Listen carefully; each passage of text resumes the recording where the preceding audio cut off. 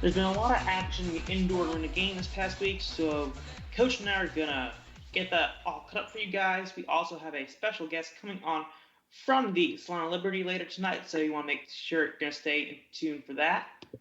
If you want to call in and give your thoughts on the indoor football community as a whole, you can call in at the following number: 310-876-8064. Once again, that number is 310-876-8064. So, first things first, let's talk about Champions Indoor Football. There wasn't a game last week, but I do want to talk about the upcoming game this week, Champions Bowl 5. So, the Salina Liberty will be going to Tingley Coliseum, and pardon me if I pronounced that wrong, I'm not familiar with the venue name. They'll be taking on the Duke City Gladiators in what is sure to be an amazing matchup. Now, in their last games, the Gladiators defeated the Amarillo Venom 70-62, and Liberty defeated the Omaha Bee 44-42. So, with that being said, it's going to be big-time implications, obviously, for a championship. Coach, how do you think that game is going to go? Hey, how you doing? And I'm glad I can hear you guys now. You guys doing all right? Yeah. Good deal. And you were talking about the championship game again? Yes, Champions Bowl 5. All right. Well, the defending champs, the Duke City Gladiators, come in cooking on all cylinders, but they're going against a championship coach with the Salina Liberty, and the game is starting. I'm starting to feel like the game's going to be a lot closer than what I had originally thought it might be. But I'm going to go with Duke City in the end in a close game with a late score in the fourth quarter. I like underdog stories, and I think Salina is the underdog going into this one. So for that reason alone, I'm picking the Liberty. I want to have a feel-good story this year. That's nothing against Duke City personally. I just want to upset. Well, that kind of holds to the trend of you and I picking games, so that'll make sense. I usually seem to go with the higher seed, so to speak. Yeah, you're the kind of guy that goes to a racetrack, bets on a favorite, walks away with an extra $20, and didn't have a good time. I'm gonna make sure that I don't head to a track anytime soon. Oh, I'm the worst at those types of things. I'm bad at that kind of thing. So I'm the kind of guy who would go spend $100 by the end of the day and say, at least I had fun. Right, no doubt about it. So, it's just it's been a good week of following a lot of indoor behind the scenes without a lot of games now as we get closer into our off season. So this is a big game, and I'm happy for this league that they're able to, they kind of suffered through a tough midseason, and they really finished up strong. So kudos to the Champions Indoor Football League. Definitely. Losing a team midseason is nothing you want to have happen. But this is the first time this has happened, unfortunately, but also means they're better for it. Dallas Marshalls folded 2 years back mid-season. They got through that year fine enough. So, if the CIF can completely eliminate that from next season, they will be in great shape. Yeah, no doubt about it. So, again, they overcame things. They were able to finish their season, and don't count Salina out by any means. Like I said, and Coach O'Neill, they have a championship winning coach. He knows how to get the job done. They brought in some players in the last month or so that have been with them before on good playoff runs. So they're going to put a little bit different team out there than what we even saw early on and in the middle of the season. Definitely. I think bringing a different look can very much mess with the team. This is something NFL teams should know when they try to use the same darn zone coverage against the Patriots every week. I'm sorry, it's just something I've seen. It's okay. People are always venting against Tom Brady and the Patriots, so it's okay. I mean, it happens. Yeah, listen, it's hard being in Connecticut and not being a Patriots fan. Not that I want to be, but just hearing, we got 6 rings, we're so amazing. Well, speaking of rings, as the Liberty go for a ring this weekend, they have a big addition on defense with the addition of Gary Henderson about 3 weeks ago, and he played for me in 2016, and he was clearly one of our best defensive players, if not the best defensive player in the league. Yeah, I haven't been following CIF that long, but Coach, I know you have an extensive vetting process, so I'm going to take your word on this one. So, like I said, Salina's got a few wrinkles that they're going to throw in there late in the season, and makes them a better ball club because, like I said, Gary Henderson's a heck of a football player. Yeah, I can't wait to watch the game myself, and I'll get acclimated with the players a bit more. I'm aware of some of the bigger names or Nate Davises of the league, but the more, the other top tier athletes that aren't as in the spotlight, I'm still getting to know them, so pardon me if not as acclimated. No, not a problem at all. Gary, he's from the St. Louis area, so he doesn't have a team that's a great regional fit for him. But he's spent a couple seasons there in the past, and like I said, I was talking to some guys from Salina earlier today, and he's been back there a month, and like I said, he's a difference-making defensive end and pass rusher. And it's hard to find good pass rushers in these leagues because it's so offensive oriented with the rules designed to get more scoring that some leagues have no twisting to get past linemen. It's very restrictive in that way. So to find a good D lineman who can get past all of that is really impressive. Yeah, I think that's the thing that's kind of impressive about Gary. He can play the run and play the pass rush. He's just got athletic ability that's just incredible. So he's able to nullify the run game and continue to, like I said, be a dominant pass rusher. So this game, the Duke City, they have a lot of name players on their team, and they have guys that've been there and won a championship last year, and guys that are coming off a good season. So they're going to play a good Salina Liberty team this weekend, and like I said, I'm just glad that it looks like on paper, at least, it's going to be a real good, close, tight football game. Definitely, and that's all you can ask for if you don't have a team to root for already. Obviously, your fan bases are going to be rooting for their teams that they're rooting for all season. That just makes sense. But if you're not aligned, watch. It's a great product. The CIF has really been doing a lot over these few years it's been around so far, and it's starting to really figure things out. No question, like I said, and now a lot of the teams are starting to talk expansion and where they want to go as far as the 2020 seasons concerned. And it's like we talked about last week a little bit. The off season is going to be in the indoor football league. The off season is going to be as exciting as the NBA. There's going to be a lot of movement and a lot of additions to some of these leagues, and it'll be fun to follow. Yeah, and speaking of official announcements about teams joining, leaving, whatnot, Hmm. just to keep some people up to speed on the American Arena League, Greg Fornario has announced he and the Rough Riders will be returned to Wheeling next season, which is a big, big win for the community as a whole.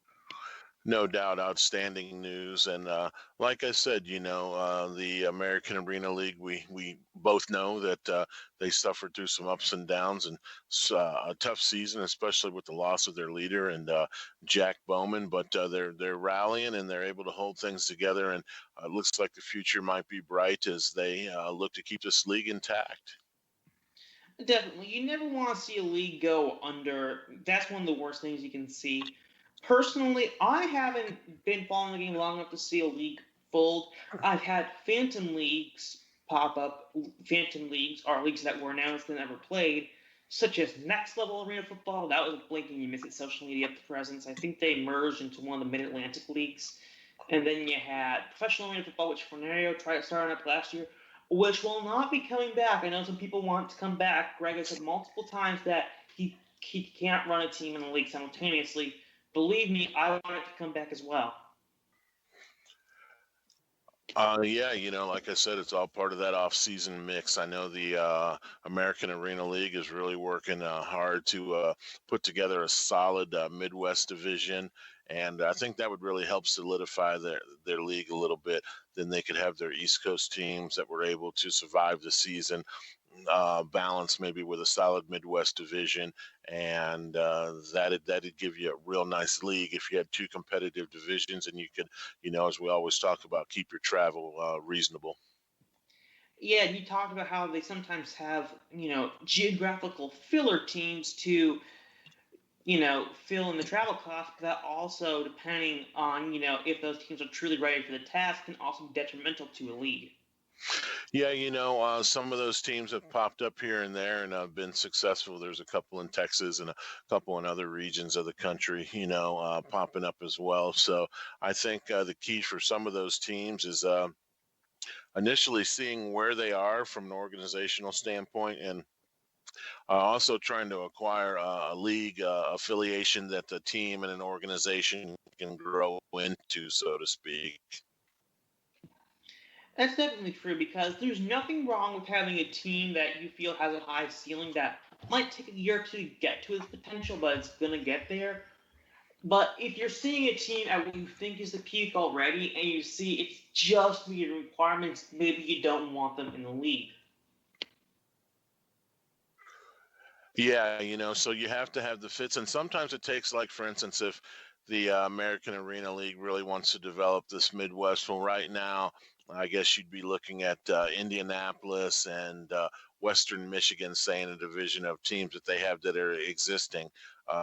Sometimes it might take a year or two to really to develop that league. So some of these leagues, especially some of the lower tier leagues, have survived with filler teams, not necessarily travel teams, just teams in areas that will cut down travel for a team and able to host games. So, we're kind of looking at a situation like that here ourselves. We don't know really where things are going. We might not ultimately be ready for full-time league affiliation this year, but maybe we'll be ready next year.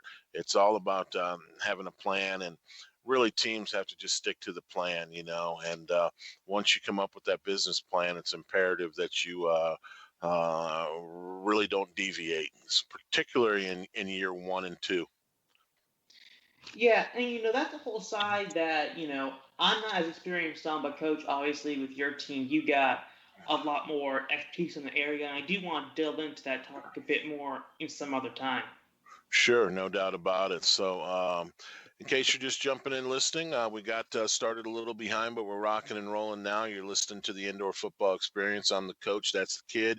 He's got things in the fast lane, got the pedal down. So, plenty to talk about in regards to the indoor football scene. Got a great guest coming up. I know that we have some people listening online at AFNN.net, so we appreciate that. We'll talk to one of the members of the Salina Liberty here down the line at the top of the hour, and we'll get to talk about that championship game a little bit more extensively. Absolutely. If you want to give your opinion on the topics we're talking about or the indoor football community as a whole, you can call in at 310-876-8064. Once again, that call-in number is 310-876-8064. Most definitely. So on to the IFL. Definitely. I'm excited for the IFL's United Bowl. It's crazy. Will this be the 10th? This is the 11th United Bowl now, right? Let's see. That's correct. Yeah. Oh Yeah, nine, man. 09 was the first one, so you're correct. Yeah, man, 11 years. People sometimes forget that the Indoor Football League was formed out of the Intense Football League, which is probably the most unusual name for a football league I've ever heard, and United Indoor Football. And mergers can either really work or really backfire. Mergers that you see that have worked are the aforementioned UIF IFL merger to form the current Indoor Football League, and then the Lone Star Football League merging with Champions Professional Indoor Football League to form the current CIF. So, because we talk about how unrealistic mergers are, in reality, they're unrealistic, but there are precedents, and I think that's an important thing to distinguish. Yeah, you always have to have a fit, and you have to have the same intentions of the people that you're merging with. So both of those were good fits for the CPIFL and then the United Football League, as you mentioned, and their merger. So, you're right. A lot of times we do talk negatively about a merger, but in those two cases and those two examples that you pointed out, things worked good. I'd like to take a look and see how many teams are really left from the UFL intense league merger, but still, like you said, the merger did work, and the IFL, is rocking and rolling. And like you said, they've been in existence a while and should be a great 2019 United Bowl championship game. Absolutely. And by the way, this is a trivia fact for you guys. He brought up teams surviving since the merger. There's only one. Coach, can you guess who it is? Would it be Sioux Falls? You are correct. All right. They, I guess they came off of the UFL and then went right into winning the initial United Bowl championship in 2009. Yeah, and another fun fact, this is the second Indoor Football League Sioux Falls has been a part of. They were part of the original Indoor Football League back in 2000, but back then they were the Sioux Falls Cobras. Yeah, you're right. So a good long-standing organization there in Sioux Falls, and it's good that that they're back in the championship game. And like we talked about, just previously in the CIF, things really came down to the wire in the IFL. Particularly with the danger getting in the playoffs, and made for good rounds of the playoffs, and makes for a good championship game with Sioux Falls traveling to Arizona to play the Rattlers. I'm very excited for that game, and I think Kevin Guy's entering this game with a bit of a chip on his shoulder as he didn't get any awards for his efforts for the IFL for the off season, and I think that's got to motivate him and the players a good bit because seeing what Coach Guy was instrumental in doing in bringing the Sugar Skulls to the league and, of course, keeping the Rattlers as the amazing organization they are, there's got to be a bit of a chip on your shoulder going into that game knowing you didn't get any of the accolades that he may have deserved. Yeah, I agree. It seemed like for a while in the IFL, everything was really leaning heavily towards the Iowa Barnstormers. Sioux Falls is always in the mix, and maybe the Rattlers were that team that wasn't getting as much respect as what they thought they deserved. So they'll get a chance to prove it on the field this Saturday, July 13th, like we said, in the 2019 United Bowl championship game. Should be a good one. For sure. I'm very excited for it. I got Sioux Falls winning this one. It's Sioux Falls. I feel that, when you look at all the accolades they have, it's hard to go against them. Yeah, I agree. I'm going to go with the Rattlers. They've played well at home this season, and now they've played well in two different venues. I think the venue change that you detailed for our listeners several weeks ago, it seems that they haven't missed a beat with that change, and I think they will. Take the United Bowl championship game this Saturday. We'll see. We'll see who has the better record by the end of this week, Coach, in championship games, me or you. I will say this: the Rattlers have proven that you have to score with them. So Sioux Falls will need to put up points this weekend. They have the offense, they have the veteran quarterback that you need in a game like this. So I'm definitely not counting them out. But like I said, I think Arizona has just a little bit more offense.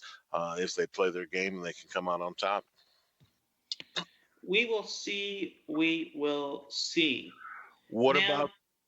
Go ahead. Now, I want to talk about the National Arena League. Get past the first two games, then talk about the Streaks Pirates game, because I got a lot of thoughts on that one, Coach. Okay, real real quick, I want to talk about one thing in the IFL before we jump over there. What about Tommy Armstrong and his award that he took this year is the 2019 Rookie of the Year in the IFL? Okay, full disclosure, and I felt like an idiot when I found out he was a rookie. I thought he'd been around the leagues for a while and had worked his way up. I didn't know this guy was a rookie. I'm like, because he's playing out there like a veteran, killing him out. I'm like, oh, these are veteran moves here. He's got the whereabouts and the know-how of how to do things. He was a rookie. I was stunned when I heard that, and I felt kind of stupid. Yeah, I have to admit I was too, and that's what I wanted to bring it up before we transitioned over to the National Arena League and talked about that a little bit. Yeah, just had a solid season from start to finish. He and Lenoris Footman from Green Bay, both excellent rookie seasons. So hopefully those two guys will be able to return to their teams and keep building what they started this year. And I think it'll really make for great IFL in 2020, particularly if Quad Cities and a couple of the other teams that are in the middle of that pack can step up and play a little better. Definitely. I really would like to see one of those scrappy new teams, i.e., the Strike Force, the Sugar Skulls, the Steamwheelers because they transferred over, or the Bucks because they transferred over, take home a championship very, very soon. Yeah, don't count the Bucks out. They've done a heck of a good job this first couple of years, especially bouncing between a couple different leagues and not being in the greatest location as far as travel for them and everything's concerned. So kudos to them, and I look for them to come back strong. They've starting to really build and solidify that organization in Bismarck. I'm looking forward to that as well, and don't you dare besmirch the honorable name of Bismarck, North Dakota like that again. So we'll see what happens. So on to the National Arena League real quick. In case you're just joining us, you can listen to us live on the Alternative Football Network, and that's AFNN.net. I'm the coach, that's the kid, and the kid's got the number in case you want to join the show and talk to either one of us, or you have something you want to add in.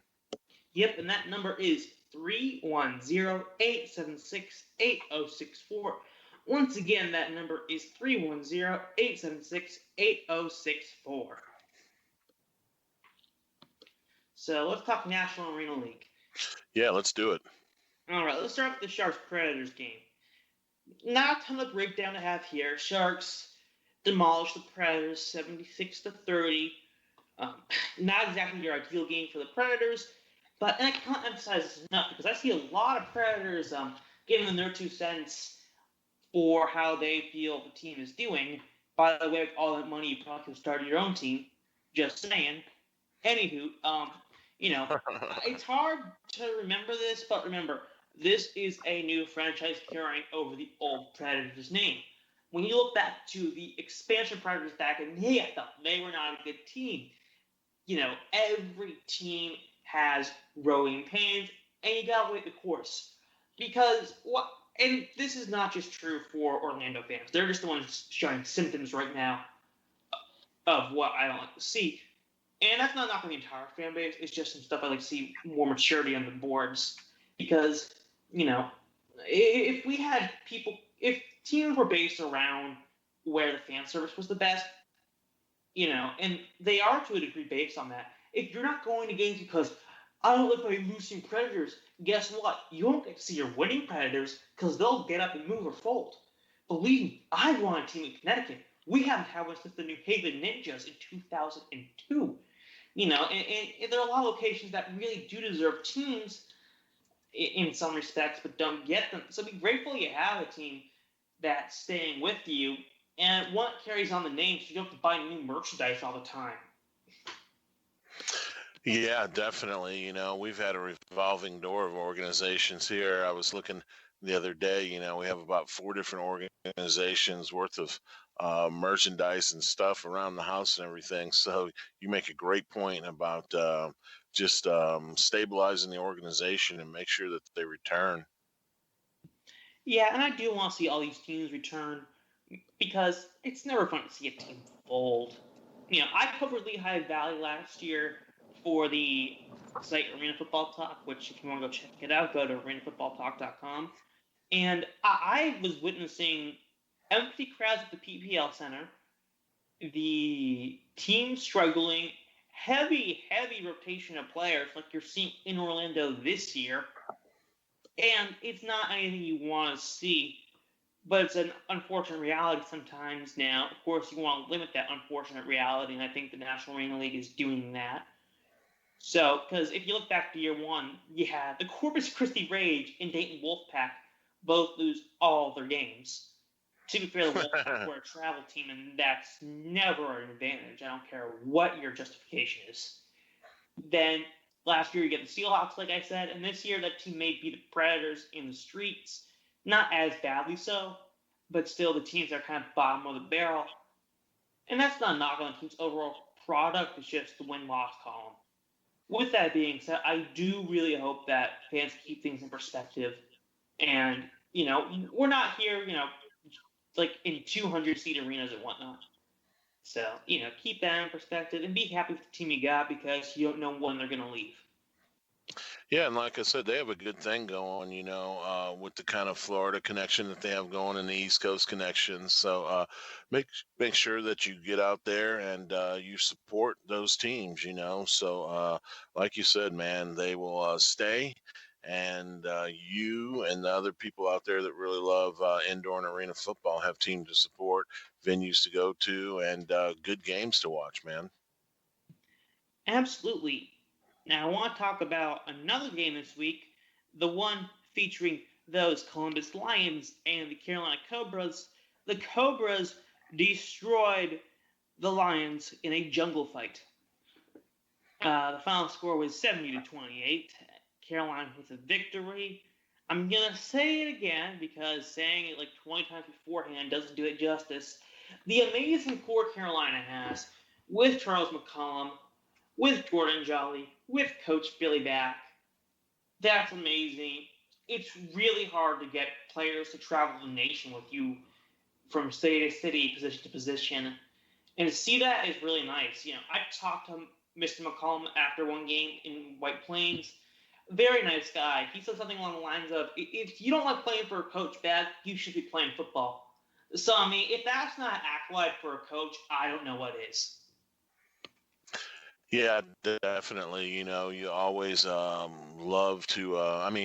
At the end of the day, I think that's the main thing that you miss when you get out of the game. Players miss coaches and miss coaching. So kudos to these guys for still being able to play the game at a high level and play for a coach that makes sure when he takes over an organization that man, things are in order and things are going to be good for the players he's bringing in. So definitely a good situation for Carolina.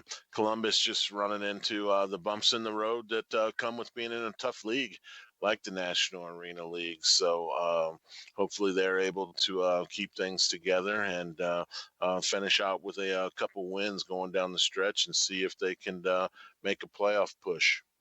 Yeah, it's a three-way running for that playoff push between the Predators, the Lions, and the Streets. And oh boy, do I got to talk about those New York Streets. So they lost to the Massachusetts Pirates, who with this win secured a playoff berth. And it was probably the craziest finish I have seen. So, first of all, Massachusetts, before this final drive occurs, you're leading, and you decide to throw 3 straight passes with under 1 minute to go. And I understand New York is not the best at covering the deep ball. I've been to all the New York home games, watched all the other New York games on YouTube. I understand that is a very, very constant fact right now. But why risk it? I don't know. Coach, I'm sure, has his justifications. Well, New York gets the ball back. They score. They're up by 2 now. And, the venue is going wild at this point. Everyone's like, oh, yes, let's go Streets. Let's go. Everybody's ready to just, I felt like everyone was ready to storm onto the field after a win type vibe in the venue. But then Mike Weaver decides to come on the field. it looks to be around it's practically his own 5-yard line, and the venue, the Westchester County Center, it has 2 sets of netting, and these are not rebound nets like you find in the AFL. So your first set of nets is on this low lighting fixture around 25-yard line. So if a kick hits that, it's considered a touchback. And keep that in mind. So then also at the end of the field, you have nets to protect the fans because we don't want a lawsuit on our hands, folks. So that's there as well. But it extends out to around a couple yards into the end zone before it gets to the goalpost.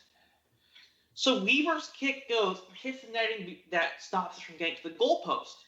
Now, this is similar to a rule in the NFL, which is a judgment call, where if there's an impediment on the play by an outside factor, i.e. Mike Collins stepping on the field in front of Jacoby Jones, the referees can make a judgment call saying, had that incident not occurred, there would have been a score on that play, and we will award those points.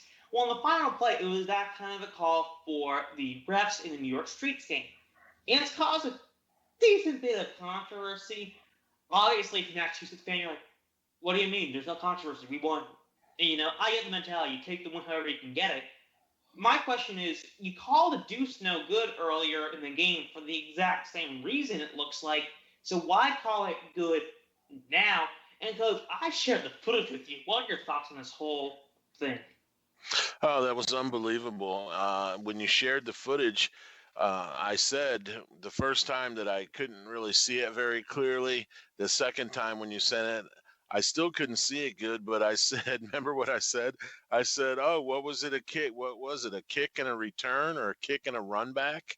And then when you told me exactly what happened, like I said, I was floored. I couldn't believe it. That it was missed that badly. It looked from everything that I saw in the video, it looked like a long kick return. Yeah, and that's a hard call for the refs to make because of how, I'll say, quirky the Westchester County Center is with all the nets being low. And this isn't the first time something like this has happened in arena football as a whole. You saw it happen in the Arena Football League a couple times. Now you're seeing it in the National Arena League. And I love the NAL, not because I'm mad or anything, but just to clear the air for fans, to explain a rule they have for this, and if they don't implement one for the future, because controversy can't create cash, yes, but you don't want too much controversy. And some people will love this call, some people will hate it. I'm staying as impartial as I can on it. I just thought it was a crazy way for a game to end.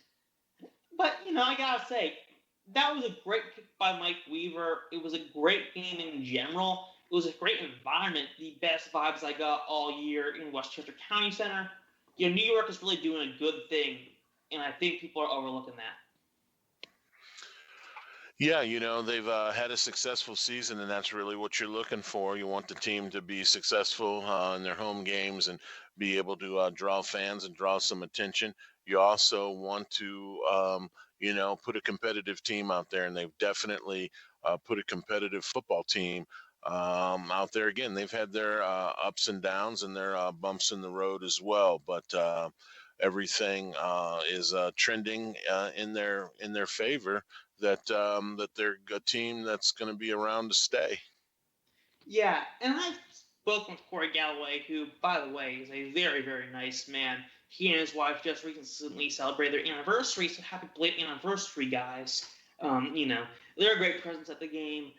It's funny, because, I see Corey saying, a few seats over for me, I'm thinking, okay, don't be super awkward and make really weird eye contact with him.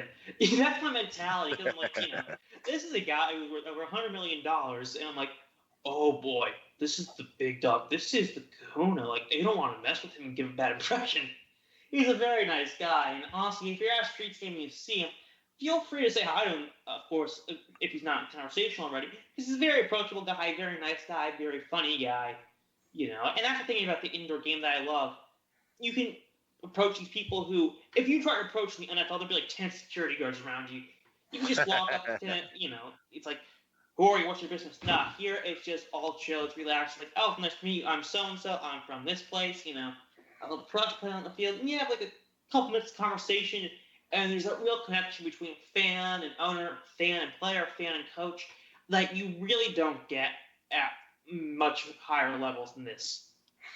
Yeah, you're exactly right, and that's the thing that the industry has to focus on and remember that you need to continue to always be fan friendly. Take care of the fans as best you can. So one thing that you have to make sure that you do is make sure that your players understand that. And sometimes it's tough for the players to be out there with the fans after a tough loss at home or something of that nature, but it's the business of being a professional, and it's what you have to do. So I know that you have had some great experiences this year being able to get on the field, and a lot of people can check out your work on Facebook, and they can kind of get the feel for the experience you're talking about, and also like you've encouraged a lot of people to do, get out and go watch a team, find a league or a team to support.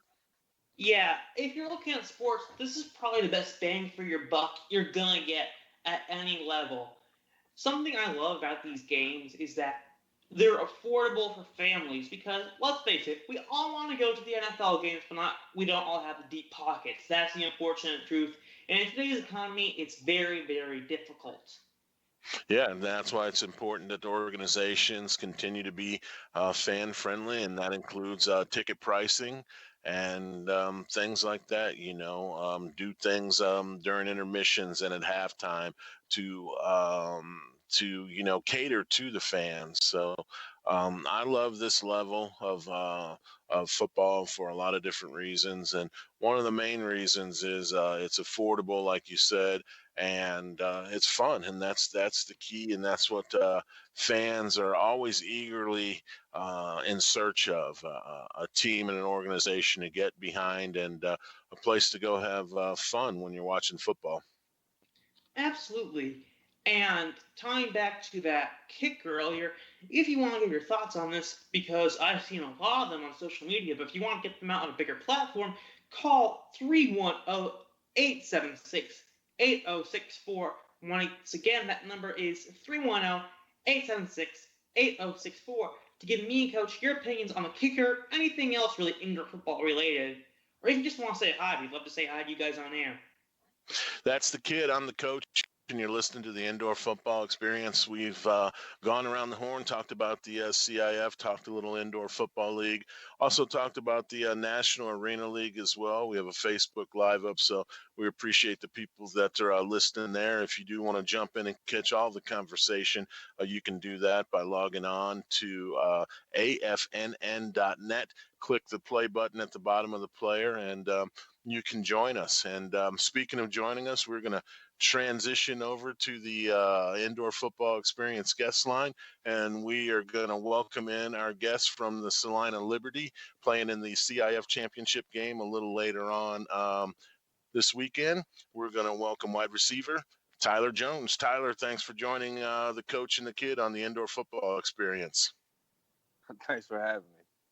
Yeah, man. It's been a great experience for us here at this show, covering indoor closely. As you know, indoor doesn't get the coverage that it really deserves. And you and I were talking earlier today that got a couple of great teams in this championship game with Duke City, the returning champions, and a up and coming team like yourself with a championship winning coach that's up for the challenge and going to go try and win a championship this weekend. What's the season been like, and what's championship game preparation been like for you? Really, this is probably the best that we have prepared all year from my point of view for a game. And, basically just switching things up, basically we're really sticking to what we've been doing, but just doing it a bunch of different ways. And like I said, I've never seen a coaching staff really put in as many hours as they have, trying to get us ready for such a big game. There are players on this team that, have never been in the position that we're in right now, me included. So there's a lot really going into this game and a lot to prove because, being the underdogs, we really have to realize, there's a lot of people against us as well as with us during this. So the preparation, as far as film, making sure everybody knows what they're doing, just in case, worst case scenario, someone goes down, we have to move around a bit, just being ready for anything is really what I feel like that we've been focusing on the most. And what's it been like for you? I know that you got your introduction to the indoor game last year in Quad City, spent a good portion of the season injured, didn't get everything out of it that you wanted, but you get the call, you head to Salina to play with the Liberty, you're healthy, and you get a chance to contribute. What's this season been like for you compared to last season, particularly since you've been healthy and been able to get on the field every week? I mean, really the biggest thing was, the chemistry, getting to know the teams, coming to Salina three to 4 weeks into the season, not really, knowing anyone on the team aside from, a few people that I played against, that was the biggest goal in my eyes, to really get close with some of the teammates I had, because I believe that's, what makes a great team. If you guys can vibe together. And really just, I was on the phone with Coach Martinez actually for the 12-hour drive here, going through all the plays and all that extra stuff. So, I wasn't worried about the learning process at all. It was really just getting to know the team and the coaches and how everything was operated compared to last year. Because, last season I went through camp with the Steamwheelers and I knew everyone, before the season even started. The chemistry was built early on, whereas now it was kind of like on the fly. So I feel like, it was a bit difficult this year, but, I played with multiple injuries last season, broken ribs, both ankles, being healthy this season, it really shows a big difference, especially getting the rookie season out the way, the learning curves, I didn't really feel like I needed to learn as much this season as last season. So really just putting it all together is what the main focus has been for me. And I know another part that's been important to your development is, just the business of being a professional and keeping your focus on football, what's going on the field. Everybody knows on the indoor scene there can be a lot of fluidity, a lot of transition on the roster, and you've been able to learn a lot in year two as a professional. What are some of the key things that you've been focusing on just to worry about the things that you can control and take care of? The things that you and your teammates can take care of on the field and not worry about so much of the outside stuff.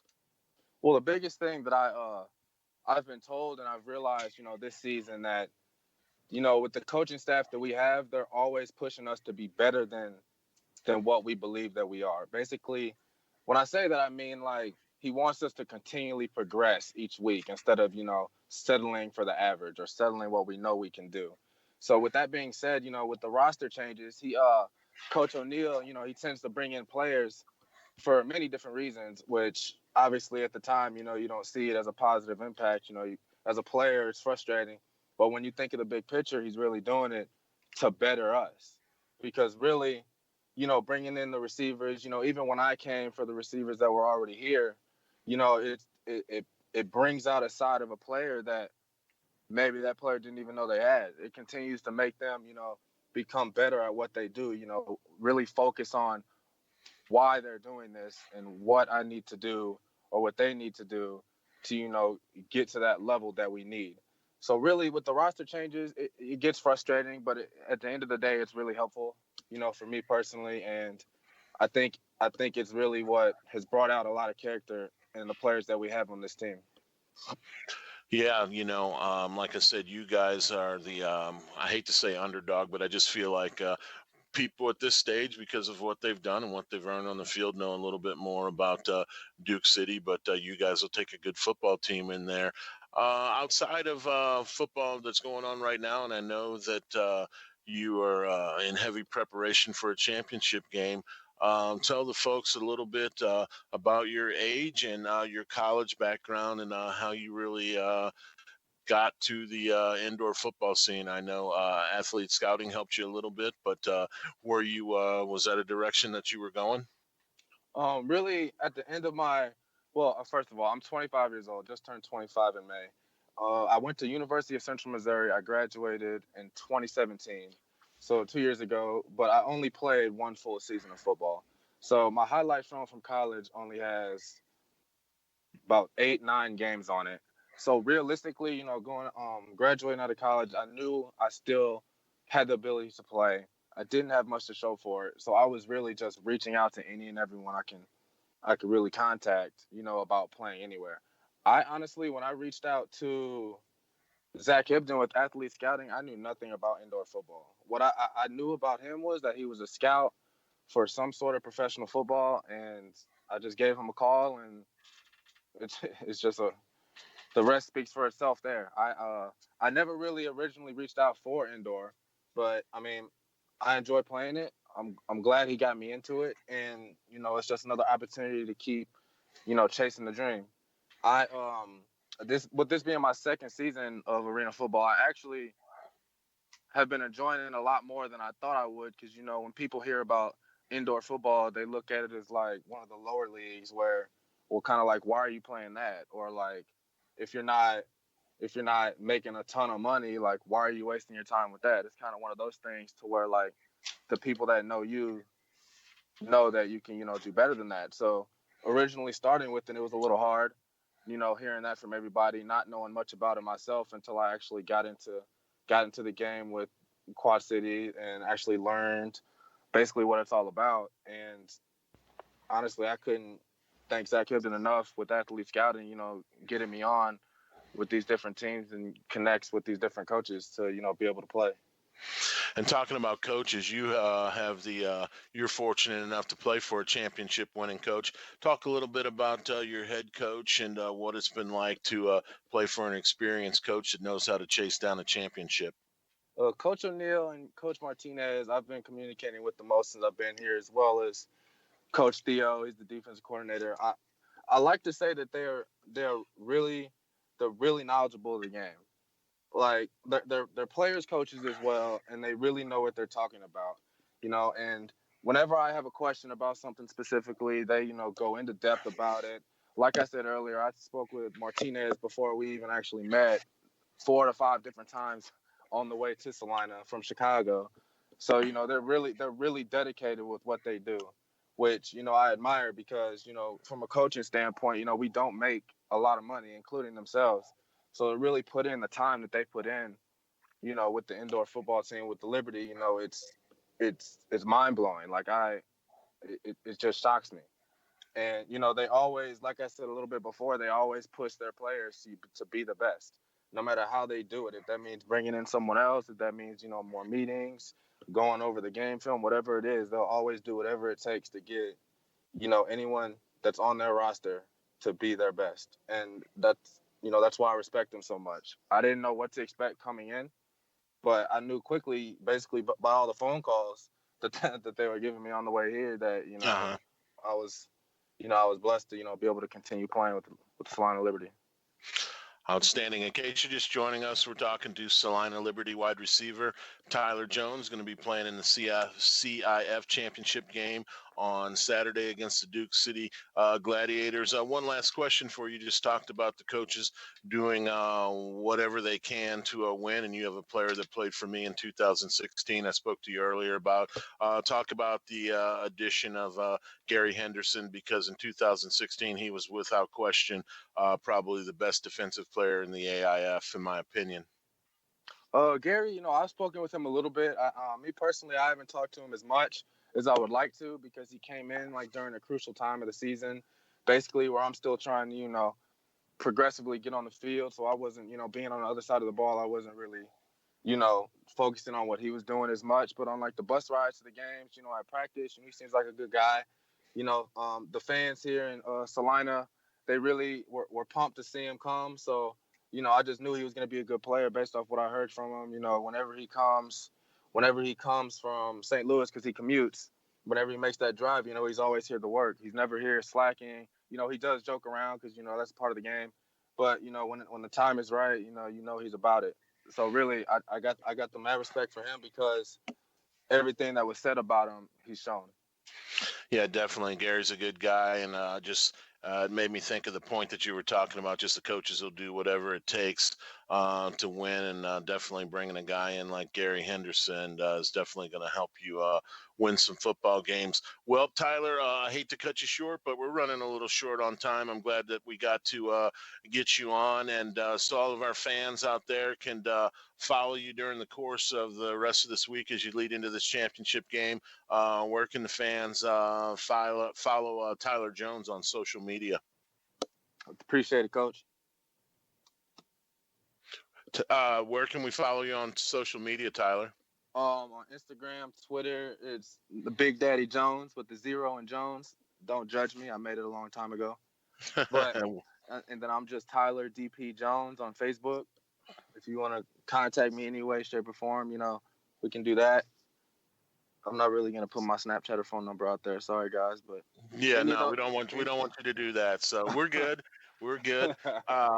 Again, man, I appreciate you reaching out. I appreciate you having an interest in the show and following the show.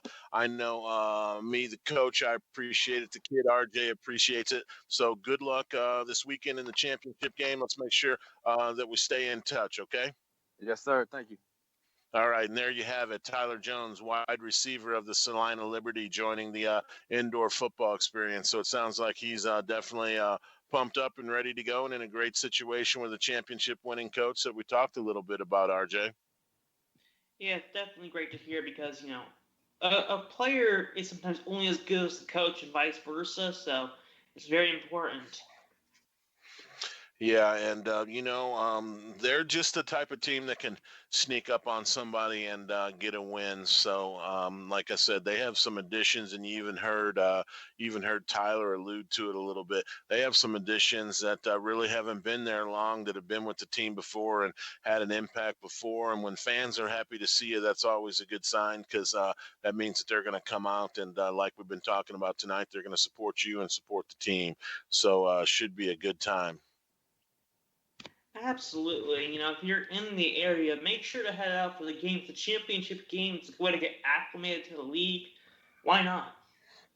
Yeah, it's a good opportunity to see two good football teams. I mean, if you really think about it and you look at those rosters, there are going to be a lot of good high-level football players playing in that game this weekend. So, again, good luck to the DC Gladiators, who we've had guests from their team on the show, and Dello Davis and DC Stoneham. And now from the Salina Liberty, we had Tyler Jones. So we wish both those teams the best this weekend. Yeah, and I think what we're also learning is that we're bringing people who later go on to play in championships. So if you want to win a championship, just contact us. We have the secret potion, the indoor football experience.